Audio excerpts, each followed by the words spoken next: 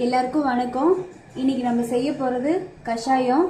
குளிர்காலத்தில் எல்லாருக்கும் சளி இருமல் பிரச்சனை இருக்கும். அதுக்காக தான் இப்போ இந்த கஷாயம் செய்ய போகிறோம். இதுக்கு தேவையான பொருட்கள்: உலர்ந்த திராட்சை, சித்திரத்தை, சுக்கு கலந்த கருப்பட்டி, மிளகு, சீரகம். சுக்கு கலந்த கருப்பட்டி இல்லாட்டி சாதாரண கருப்பட்டி இல்லை பனங்கல்கண்டு எது வேணாலும் எடுத்துக்கலாம். இப்போ இதை எப்படி செய்கிறதுன்னு பார்க்கலாம். இப்போ எப்படி செய்கிறதுனா, ஒரு சட்டி வச்சுக்கோங்க. அதில் நம்ம எடுத்து வச்சிருக்கிற எல்லா பொருளையும் ஒன்றா போட்டுடலாம். மிளகு, சீரகம் எல்லா பொருளுமே போட்டாச்சு. ஒரு 400 தண்ணி இருக்கும், 400 மில்லி தண்ணி. இதை ஊற்றிடுறோம்.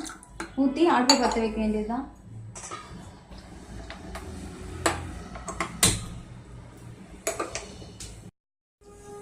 ஒரு கொதி வர வரைக்கும் கொஞ்சம் ஹை ஃப்ளேம்லேயே இருக்கட்டும். கொஞ்சம் கொதிச்சிச்சு அப்படின்னா சிம்மில் வச்சு ஒரு 10-15 நிமிஷம் வரைக்கும் இருக்கட்டும். அப்போ தான் அதில் உள்ள சாயம் எல்லாம் இறங்கும்.